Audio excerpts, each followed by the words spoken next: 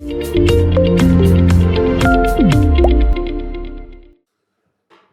everyone. Hopefully you guys enjoyed your lunch. We can start our next session now, the future of consumer crypto, with Baek Kim, general partner at Hashed, and speakers Sahil Dewan, co-founder of Karma3Labs and OpenRank, Jason Zhao, co-founder of Story Protocol, and Yilan Huang, head of global development at CyberConnect. Awesome. Thank you for having us. We'll try to make a fun panel after the lunch break. We have quite a category, leaders in each segment, touching on reputation, content IP, and also social side of consumer. Why don't we first start with defining what is consumer in Web3 industry? Maybe starting with Sahil.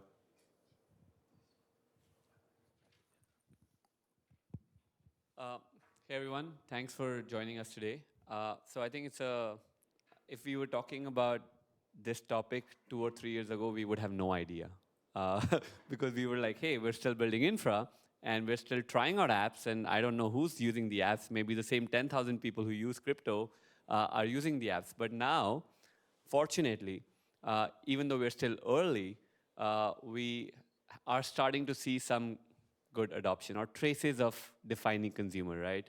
So I think the way I think about it today is we should probably go back to the early days of the internet, consumer internet.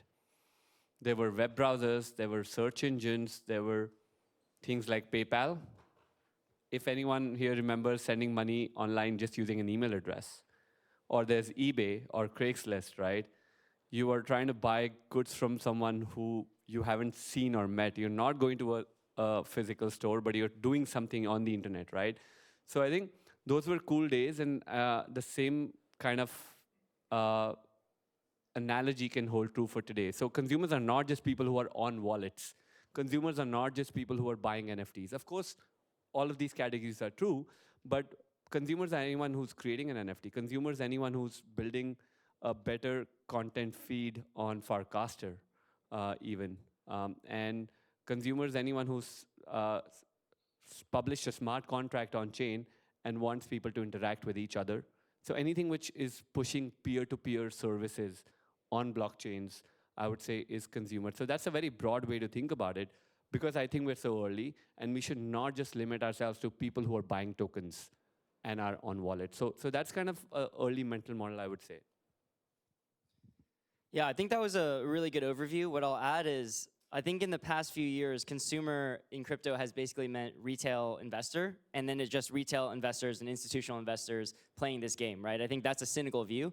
And what we're seeing now more this cycle, this time around, is that consumer starts to mean the exact same thing in crypto as it means outside of crypto, right? If you think about consumer apps just in general, like you're using Netflix or TikTok, we wouldn't say that they're consumer AI applications, right? There's a Netflix AI algorithm that is extremely powerful, but we don't see Netflix or that AI algorithm as like targeting consumers. It just is something that people enjoy and experience. So I think what I'd really like to see is blockchain works in the background, right? There may not ever be a financial transaction. There may not ever be any expectation of profit. There may never be a payment involved, but because blockchain is useful in many other ways, right? With reputation, for example, or with social, like you can port your social graph into many different places.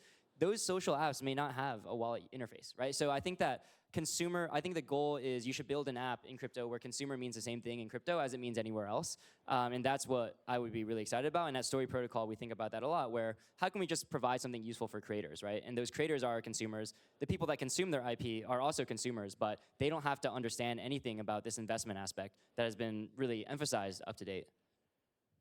Yeah, I think that's very well said already. But I would say, like, probably if we take one step back, when I saw the topic of this, panel, I was actually thinking about the term consumer. I feel like probably we've been a little bit of, kind of like limited by the term already. Like when we talk about consumer as if, everyone out there using our product or using, getting involved with the crypto is someone to consume something, have to pay for something. But actually if we, like try to switch the word a little bit, consumer, if we switch it to people, some people will say that's a little bit too political, right? It's like for the people, build for the people, something like that. If we say it's like users, But it's not just the users, but it's actually like a lot of people, like a lot of users in the crypto, they're not just users anymore. They are like stakeholders. They're still part of the community. So it's also limited. So I would say like if we say human, like people would normally pigeonhole that with against AI, and it's not just any agents anymore. So I was like I'm really glad Sahil, you brought up the story back in the days of early days of the internet. When we think about the early days of the internet, people are just trying to come together to do something great, something fun, and they're just they're a bunch of hobbyists and they're a bunch of people across the different parts of the world and trying to come together, talk to each other, and do something great. And that's exactly the point of the whole internet, the whole products we're building. It doesn't really matter about what exactly they are here to gain or to earn, but it's all about getting them together. So I was like, that's why also kind of like where CyberConnect started with social, because we think social is fundamentally the core parts of the society, but also the on-chain society or the online society, basically the internet. Yes, thank you. I think the common theme here that we're hearing from three founders here is that the consumer in Web3 is complex, and they're not just consuming content or socializing, but they're also user, but also investor in tokens. Because if you're that active a user in Web3, you're usually invested in the stake of the protocol or the consumer apps.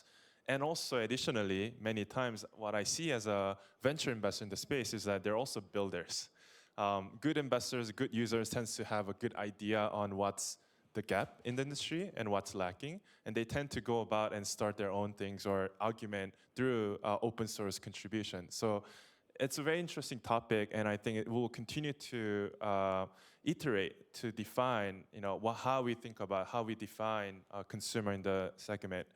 I think today the hottest topic in consumer is again, I think, social and how we understand social graphs in Web3. And social is definitely one of the biggest revenue business in Web2 side. So for maybe Yilan to start, you guys been building quite extensive framework and infrastructure around social, and now you guys are also bringing your own layer 2 to the market to focus on that segment for builders. So you're really trying to attract both the investor, user, and builder into CyberConnect. I'm curious how you guys are navigating that and how you see social and consumer. Yeah, like we started doing this back in the days of 2021, and we were one of the first people to really start talking about Web3 social or on-chain social, because we do feel like as you said, like it's something we cannot avoid right nowadays. It's one of the biggest revenue sources for the internet. But at the same time, there's so many problems, and everyone is getting more and more to notice that. And every time when there's bad news happening in the Web2 social, everyone there will be a bunch of people moving away from Twitter to Mastodon or to Web3. But the way we think about it, especially as we go along the journey of our CyberConnect projects, so we started as a CyberConnect as a social graph protocol. Then we try to support the social builders to build on top of the protocol to bootstrap the network using our social graphs, and also to enable the users to travel around with their identity and their data. And then we realized by only building a protocol is not enough, because we need the products, we need the the consumer facing interfaces to ready to deliver the experiences. And then we did one of the flagship products on the CyberConnect protocol. It's called Link3, which is more of a LinkedIn kind of use case product on Web3. And that one was, so through that, we really got in touch with the users. And we also, by users, we mean both the individual users, but also the organizations who are trying to get in touch with their communities. And through that, we realized, there's a lot of, we still need to find a real use case for Web3. It's not just about having a narrative, having a protocol, or having an infra, and letting everyone else to figure it out. But we need to target something and to really go down there. And now nowadays, about a month ago, we launched our L2. That was our recent move to really go beyond just the protocol or the product, but a little bit deeper to the infra level, so we can better support other people to explore the product interface and to ready to bring the social experiences. and also the on-chain decentralized ownership and sovereignty, interoperability, all those benefits to the consumer, to the mass adoption users. So I feel like layer 2 is not something that we want to position it as a product, but it's more of a platform, maybe like the toolkits we'll provide for the people, and we're trying to condense all the things we learned in the past 2 or 3 years into that. In the L2, for example, the social graph protocol will be part of it, and there will be a social database, which is a solution we can provide to the developers to use a hybrid on-chain, off-chain database kind of data storage solution.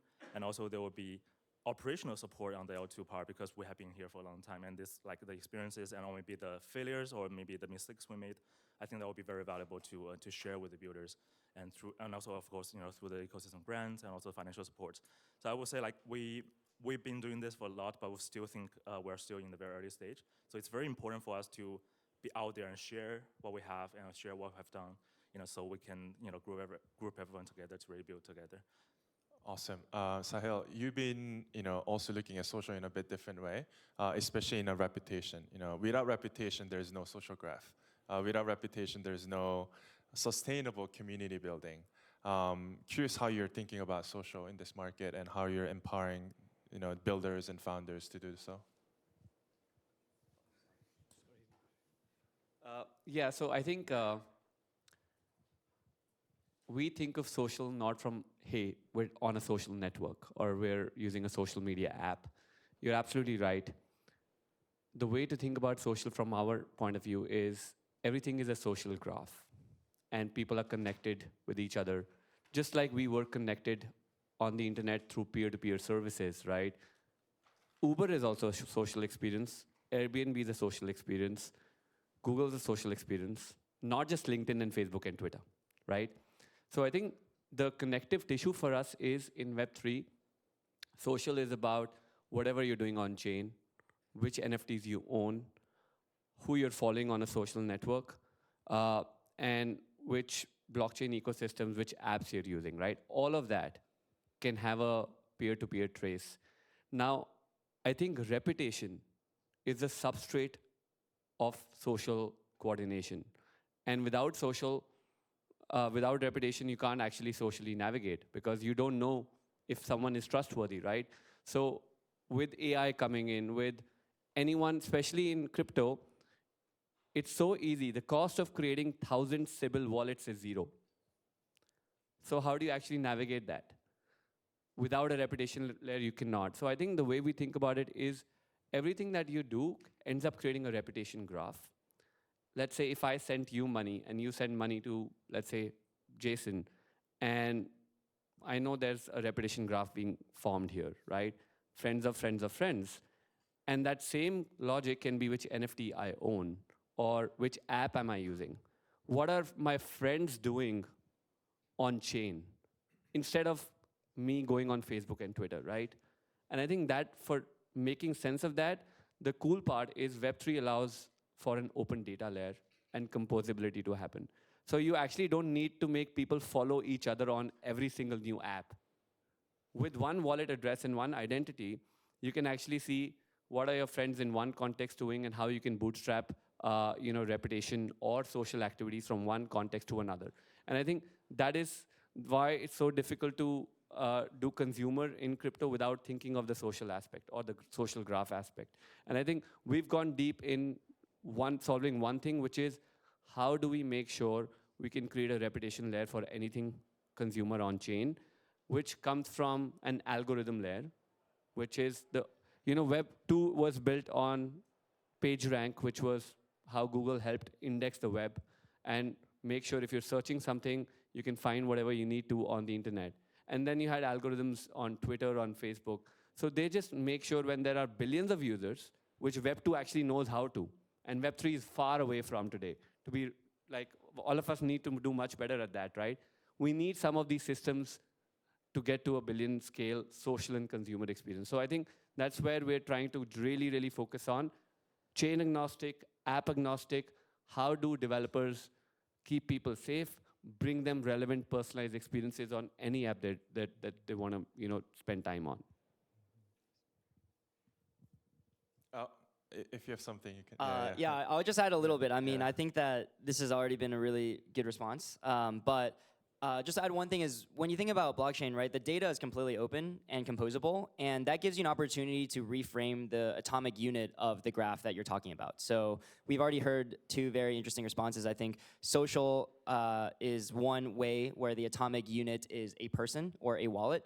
Reputation is interesting in another way where these sort of verbs or the actions that people are taking become the atomic unit of a graph. But when you have an open permissionless database, that can be structured in many different ways. And as Story Protocol, we think about an open IP graph where the atomic unit is not necessarily a person, but a piece of content. And so you'll see our mission and our vision is that every piece of content, every creative work on the internet, whether it's a song or whether it's prose or whether it's a film, has its own graph.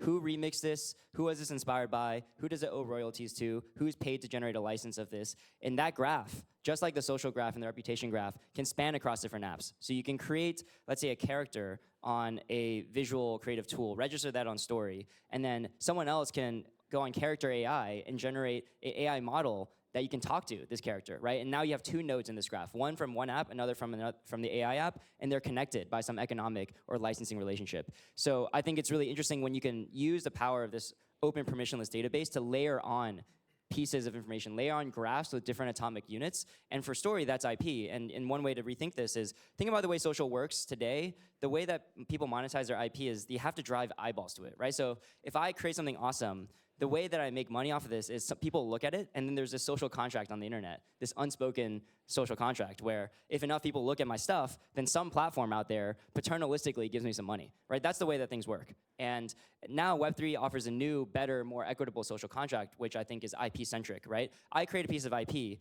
Maybe one way to monetize is I draw a lot of eyeballs and I do the Web2 social contract. Another way is people can actually license that IP. People can remix that IP. People can monetize that IP directly, make a t-shirt out of it, make a movie out of it, make a comic out of it. And that's a much more sustainable, creator and community-centric way, I think, of monetizing IP than the sort of Web2 social contract. And that relies on having a way to track how IP grows and monetizes on-chain. So I would just say, like, with consumer apps in crypto, like it's not, you can create your own graph, and thinking deeply about what the atomic unit of that graph is can have very different results in the type of app that you built. Thank you. You know, it's very interesting that, you know, 3 different teams have shown different framework of the journey of defining and understanding what consumer is in Web3. And for those of you who just joined us, we'll get a little bit deeper more into on-chain analytics and how we're technically trying to better understand consumer. But before we go into those technicality, why don't we talk about motivation of consumers in Web3? Why are they participating in these Web3 protocols or, you know, consumer apps in crypto? Is it for the money? Is it the dopamine? Looking for boyfriend, girlfriend? You know, censor content? Like, what is it that, you know, they're coming in and on-ramping onto digital asset and making a wallet and making transactions? You know, my view, unfortunately, is that crypto today, even after many years of working in this industry myself, there's not much content to consume for consumers. Only active content that's very popular is price.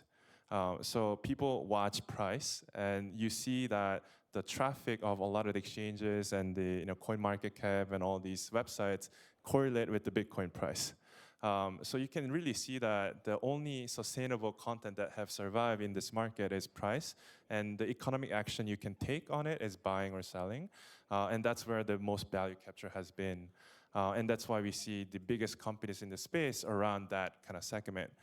So kind of going back to Jason on this content space and also motivation aspect, you know, what do you see as, you know, biggest motivation? How do you want to see this development of motivation within the space of consumer in Web3? Yeah, I have I think that just in consumer, there's something that I heard. I think Reid Hoffman was the one to popularize this, but basically the idea is that consumer apps need to solve one of the 7 cardinal sins, right, in the Christian Bible. So they're like greed, right? Price is the product. I want to make money. Lust. I think we all know what that means. There's a lot of apps for lust. And then there's gluttony, right? Like DoorDash, something like this.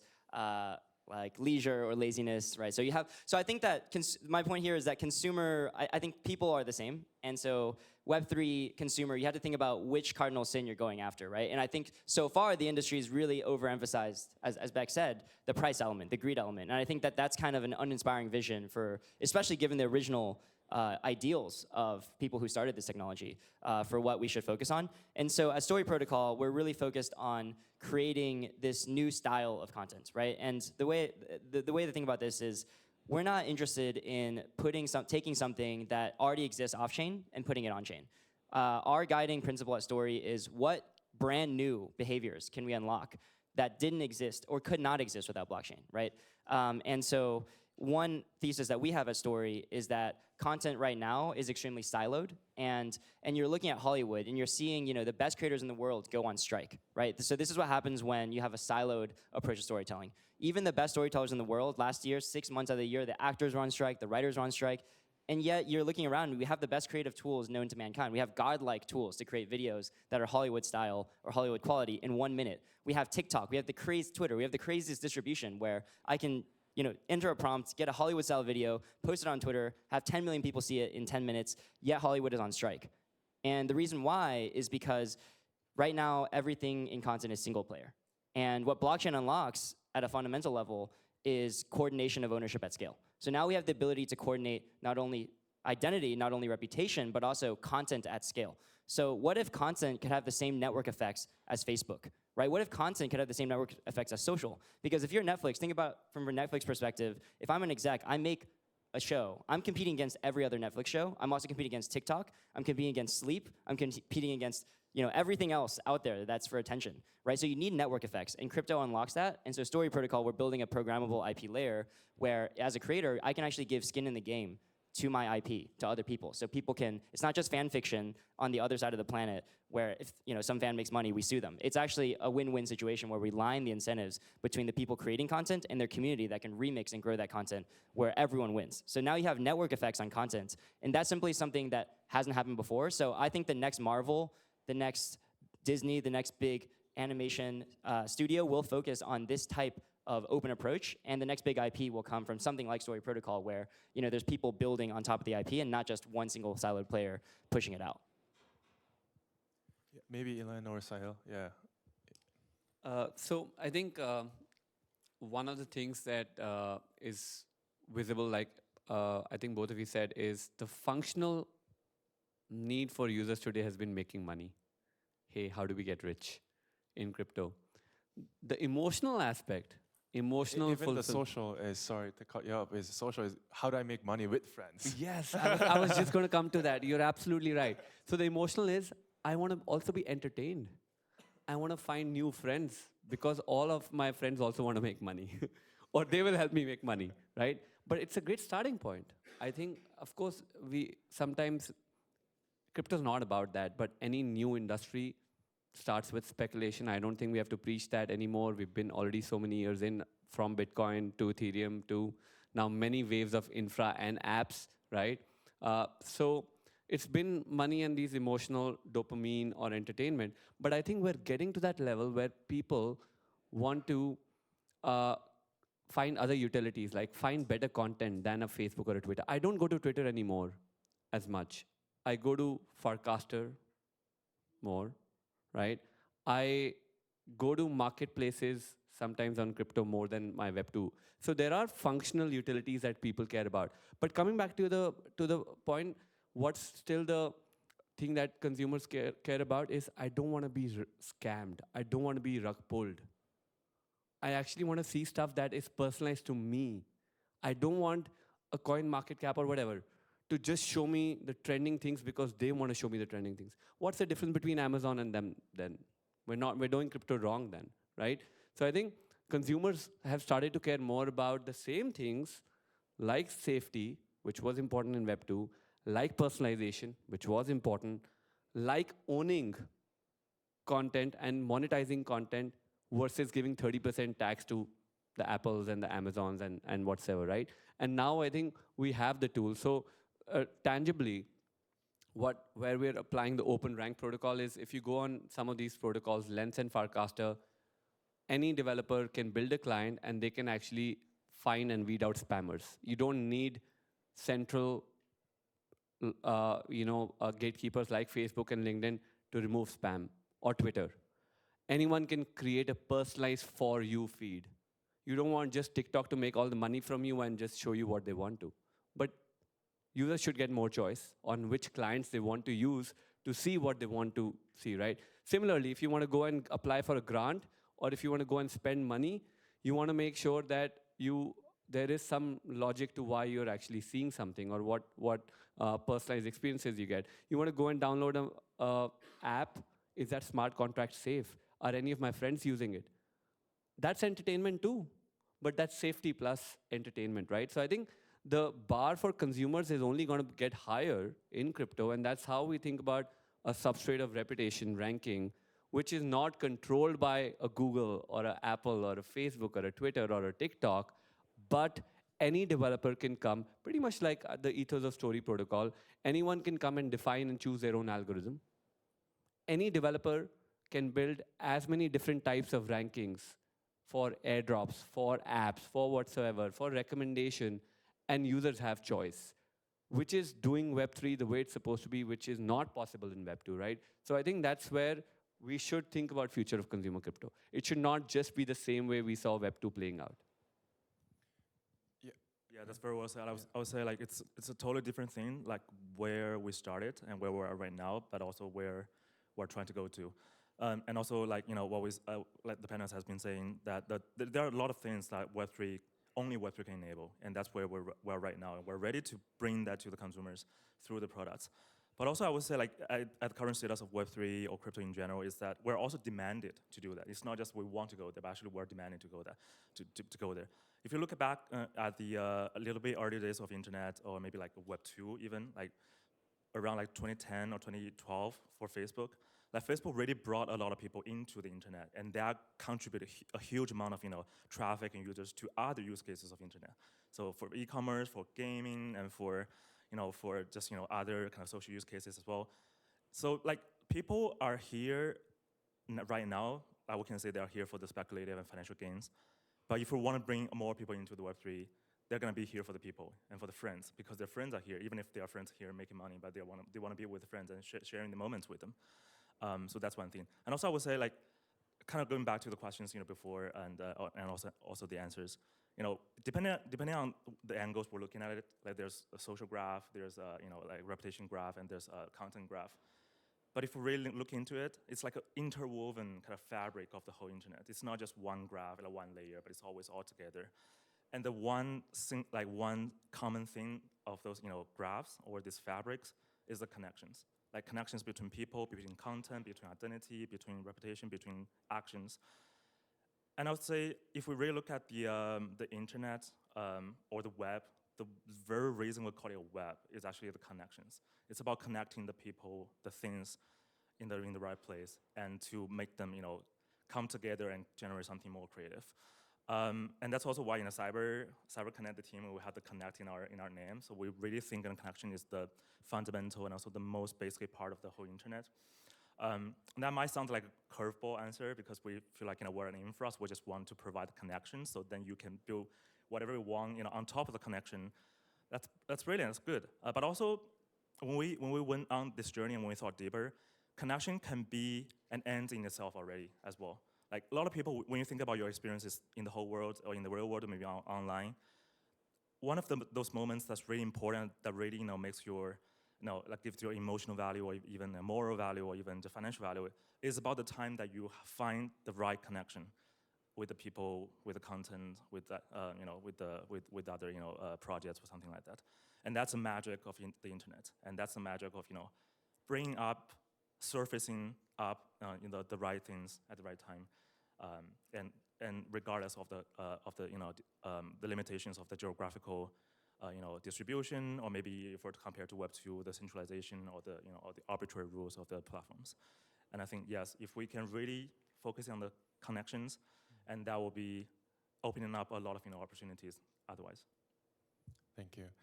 I think another keyword or narrative that the Web3 industry has been pushing on consumer side is owning. As I think they were giving out a book, Read, Write, Own as well. The owning part is quite important characteristic of Web3, but in my view as investor, I haven't really seen, I guess, enlightenment among regular consumers or realization on how important that is or how powerful that can be. And we still see a lot of cases where consumers don't really care about owning it. They rather care more about distribution the platform gives you, where you can grow your business further, or you can grow your branding or reputation further. So how do you, I guess I'm here today with my portfolios from my fund, so I'll give you a hard time for CyberConnect and Story. Why would any creator or regular consumer want to own something on your ecosystem versus Web2 incumbents that we kind of talked down on today about all the TikTok, Facebook, all these platforms? Why should they own things on Web3 platform you guys are building? I can, If you have a, I can start. I think owning something, it really doesn't matter until it matters, which is till the time someone's like not disenfranchising you from their platform. So do we need kind of like a Taylor Swift moment with Yeah, like or like what iTunes? happened to the Apple lawsuit recently with Epic, right? How much money they want to take 30%. Like, why can't a lot of consumer crypto apps exist on App Store today? Because I don't want to pay 30% on every Solana NFT I buy. That's just like, So I think you're right that a lot of users don't care about because they just want smooth user experience. Login password. How many of us remember a password? We just give it away to people, which is fine, which is consumer behavior. That's why we are now looking at multi-party computation and so much account abstraction, smart contract wallets already coming in to enable a smooth user experience, but not take away ownership to some degree, right? Give them ownership. But when it comes to creators and IP and NFTs, it's just choice. Like I always go back to when Twitter had open APIs, and I have a personal story on this as well. Twitter had open APIs. There were so many different clients like TweetDeck and all. They all got killed because Twitter wanted to just protect its own main client, right? Third-party developer innovation was stifled. So company gets richer and innovation doesn't happen, and then consumers suffer. So I think it takes a longer time for users to realize that, hey, it's not happening. LinkedIn API. So my first startup was 12 years ago back in India. We're building an alumni engagement mobile app based on LinkedIn APIs. LinkedIn had open APIs back then. And we were using it on our own mobile app. And guess what? LinkedIn shut the APIs. Pretty much like how Reddit recently put a huge amount of money to access or just read all the subreddit content, right? So when it's open, it doesn't matter, but when it's closed, it matters a lot, right? And these platforms then, once they've built up distribution, they don't have incentives to open up and give away some of that distribution to anyone else, right? So I think that is fundamentally important. Of course, it will take time. We don't have any Web2 scale platform in crypto today. It's pretty clear, right? So we don't see it. But I think we have to design it grounds up to be a resilient system than all of these centralized kind of value capturing parties. Yeah, I think it's a complex topic of ownership. And the way that I think about it is, I think ownership is a useful concept at a high level, but it's a very abstract term. And I think to me, ownership is an abstract umbrella for a bundle of rights. And the way that I think about this, I study philosophy, so maybe bear with my abstract philosophy explanation, but there's, you think about, like, we're at Harvard, right? Harvard is a university. And when you think about a university, and I ask you, like, tell me what Harvard is, right? You can point at a specific building. We're in the Northwest building, I believe, but that's not Harvard, right? You can say, okay, well, it's this area of the map. Is this area of the map, right? The boundaries of Harvard. But what about the students, right? Are they also part of it, or is it just a geographical thing? Right, so the concept of a university, you can't really just point and feel a university. It's an abstract concept that's an umbrella term for a complex of geographic, human capital, status, reputation, funding, right? All of this comprises Harvard.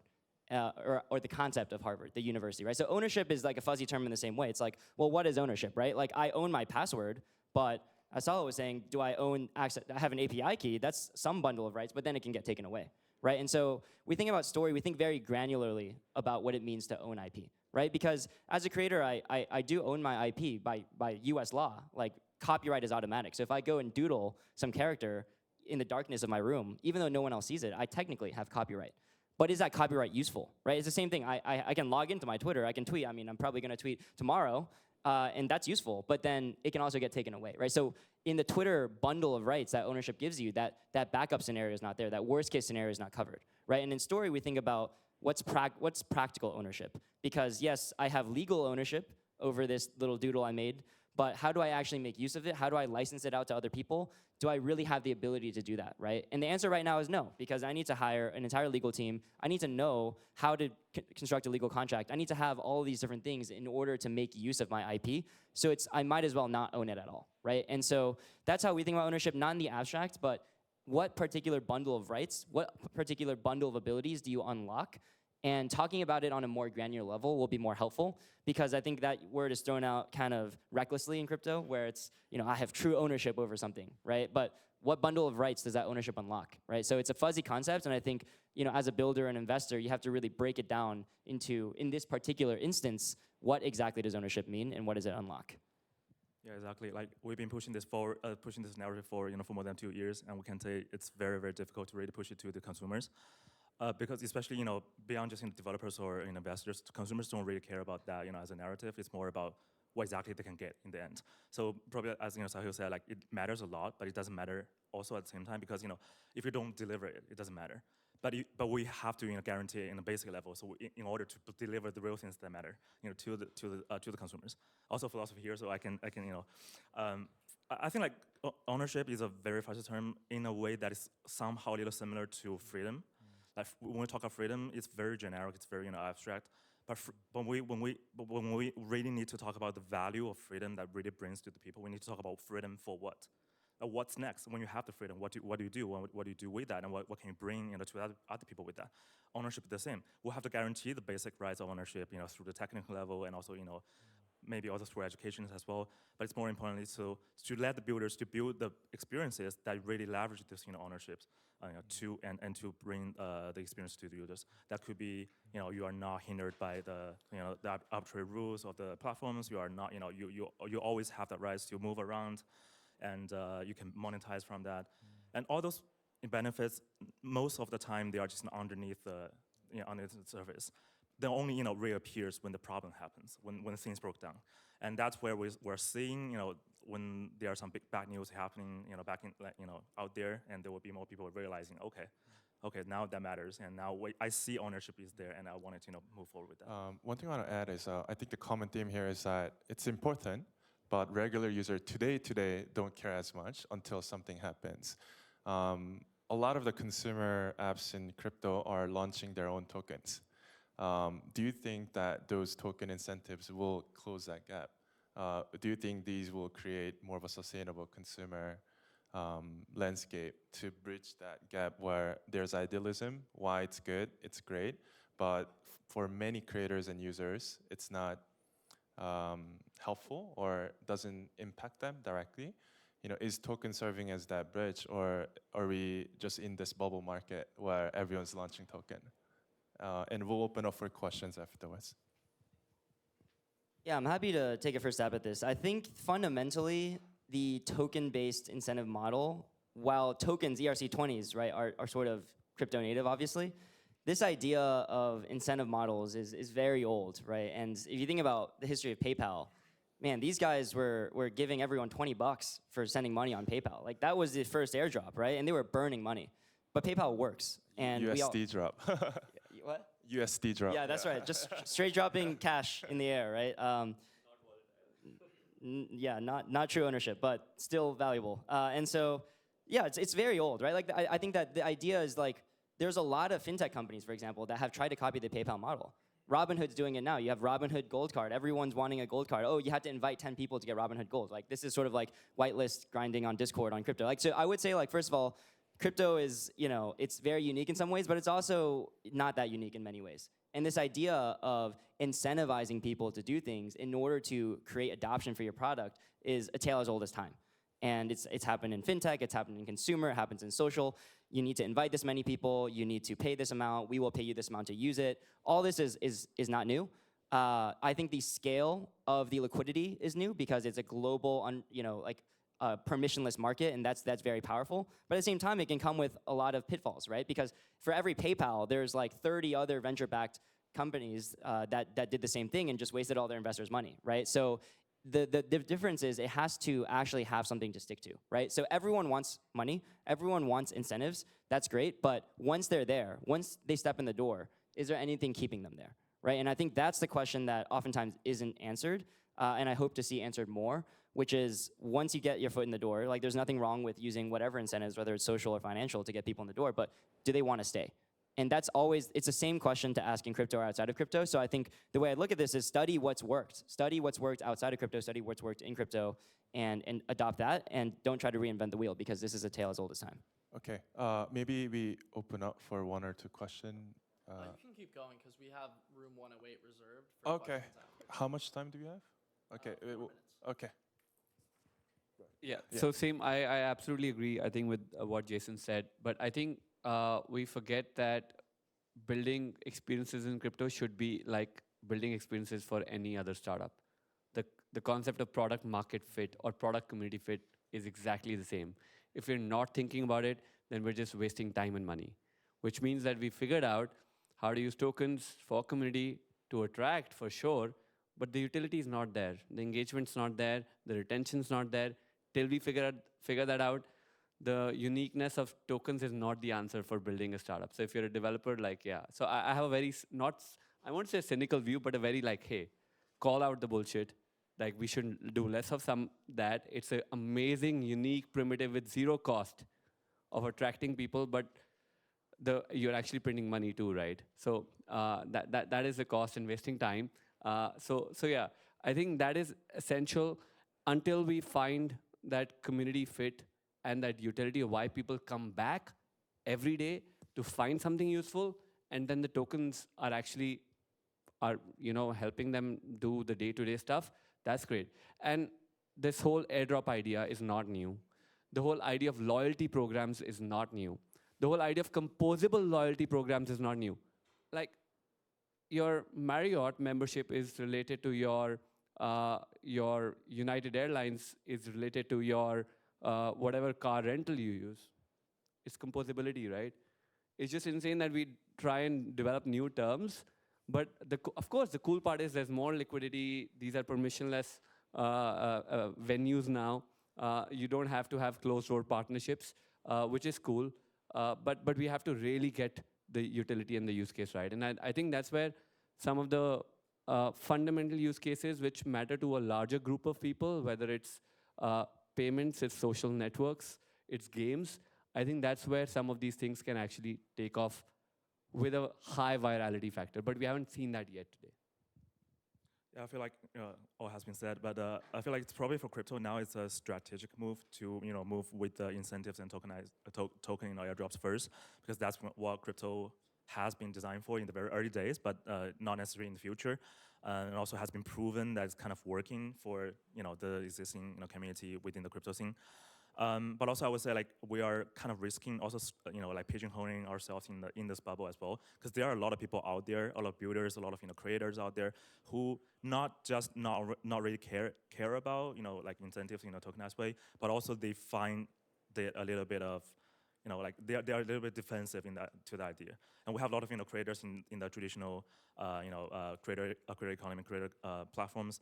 They are moving away to decentralized content platforms, but not necessarily crypto-related platforms.